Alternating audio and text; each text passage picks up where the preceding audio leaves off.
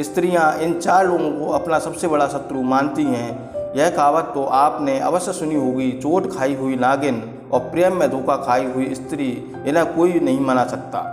इस कहानी में एक ऐसी स्त्री के चरित्र का वर्णन किया गया है जो विवाह से पूर्व एक पुरुष से प्रेम करती थी और विवाह के बाद भी उससे उसका प्रेम संबंध चलता रहा। चलिए विस्तार से जानते हैं कि स्त्रियों के यह 4 सबसे बड़े शत्रु कौन होते हैं। कहानी शुरू करने से पहले आप चैनल को सब्सक्राइब कर लें तथा बेल आइकन को दबा दें एवं कमेंट बॉक्स में जय श्री राम अवश्य लिख दें। एक नगर में एक साहूकार रहता था। उसकी एक बेटी थी जिसका नाम चुलबुली था। चुलबुली अपने नाम की तरह ही बहुत चुलबुली थी। रूप और यौवन में ही वह बहुत ही सुंदर थी।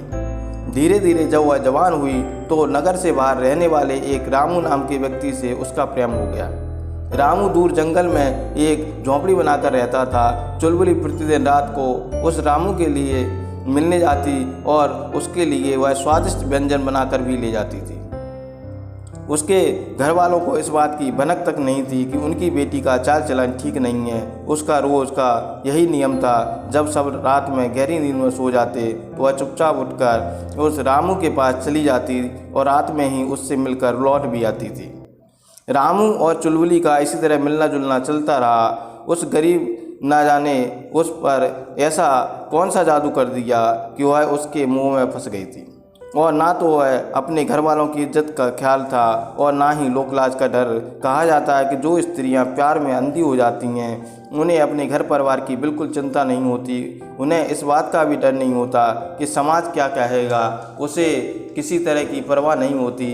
आपने देखा होगा और सुना होगा, इस तरह की स्त्रियां किसी को मार भी सकती हैं। उनके सिर पर मानो खून सवार हो जाता है। चुलबुली और रामू का प्रेम अत्यंत गहरा होता चला गया। इधर चुलबुली के घर वालों ने अन्य नगर के एक सेठ के बेटे के साथ उसका विवाह कर दिया। सेठ का बेटा बहुत सुंदर था। वह अपनी स्त्री से बहुत प्रेम करता था, पर उसकी पत्नी का मन तो उस रामू में लगा हुआ था। वह अपने पति से कभी सीधे मुंह बात नहीं करती थी और कहा जाता है कि जिन स्त्रियों का मन पर पुरुषों में लगता है उनका पति चाहे रूप गुण बल में कितना ही योग्य क्यों ना हो, उनको अपने पति में कोई रुचि नहीं होती। इसके विपरीत पर पुरुषों में उनका अधिक मन लगता है। उन्हें अपने पति की हर बात चाहे अच्छी हो या बुरी कड़वी लगती है। आपने एक कहावत तो सुनी होगी, दिल आया गधी पर तो पर क्या चीज़ है, और हूर को लंगूर पसंद आता है। कुछ दिन ससुराल में रहने के बाद चुलबुली अपने मायके चली आई और पहले की तरह ही उस रामू के पास आने जाने लगी। रामू ने उसके जाने के बाद कैसे दिन गुजारे उसे बता दिया। चुलबुली ने उससे कहा कि वह चिंता ना करे, अब वह कहीं नहीं जाएगी। यदि उसका पति उसे लेने आएगा तो वह उसे कोई ना कोई बहाना बनाकर मना कर देगी। उधर उस सेठ का लड़का अपनी पत्नी को लेने ससुराल आया। शाम को भोजन करने के बाद वह नगर में घूमने चला गया। यह बात उसकी पत्नी को पता नहीं थी। उसने समझा उसका पति खाना खाने के बाद सोने चला गया है। चुलबुली ने अपना सारा काम खत्म किया और आधी रात में वह रामू से मिलने के लिए घर से चल दी। इधर सेठ का लड़का नगर से टहलकर जब घर वापस आ रहा था तब उसने देखा कि उसकी पत्नी रात में समय में सज धज कर नगर से बाहर चली जा रही है। उसे कुछ शक हुआ और वह उसके पीछे पीछे चल दिया। चुलबुली तीव्र गति से नगर के बाहर चली जा रही थी। कुछ ही देर में वह रामू की झोंपड़ी पर पहुंच गई और खाने की थाली उसके आगे रख दी। रामू ने चुलबुली से देर से आने का कारण गुस्सा होने लगा और कहने लगा कि तुम बहुत बेकार हो, मैं तुम्हारे कब से इंतज़ार कर रहा हूँ। तब चुलबुली उससे देर से आने के लिए क्षमा मांगने लगी तथा कहने लगी कि मुझे माफ़ कर दो, आज मेरा पति मुझे लेने के लिए आया है, उसी के लिए खाना बनाने में मुझे देर हो गई। तब खाना खाकर वह सो गया। मैंने तुम्हारे लिए खाना बनाया, इसलिए मुझे आने में देर हो गई।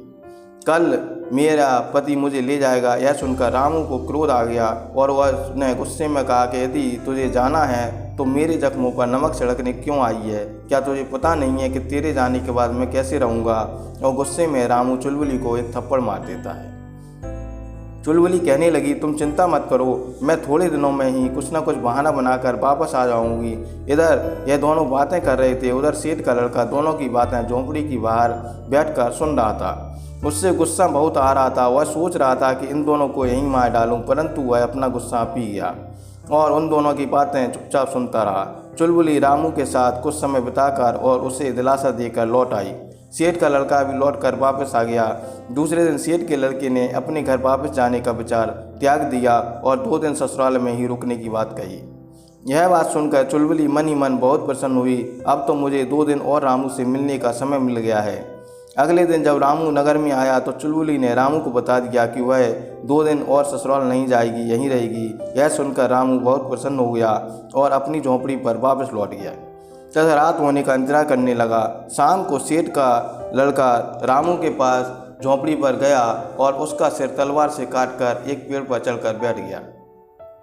कुछ रात बीतने पर जब चुलबुली खाना लेकर रामू से मिलने आई तो झोंपड़ी का नज़ारा देखकर उसकी आंखें फटी की फटी रह गईं। उसने देखा कि झोंपड़ी में उसके प्रेमी रामू की लाश पड़ी है और उसी के पास खून से सनी तलवार पड़ी है।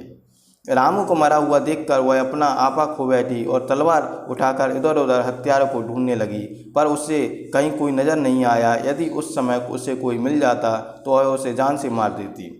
वह अपने मन को महसूस कर शांत होकर चुपचाप अपने घर वापस लौट आई। पीछे से सेठ का लड़का भी वापस आकर चुपचाप अपने बिस्तर पर सो गया, पर चुलबुली को सारी रात नींद नहीं आई। वह रामू के बारे में सोच सोच कर रात भर रोती रही। अगले दिन सेठ का लड़का अपनी पत्नी को लेकर अपने नगर लौट गया।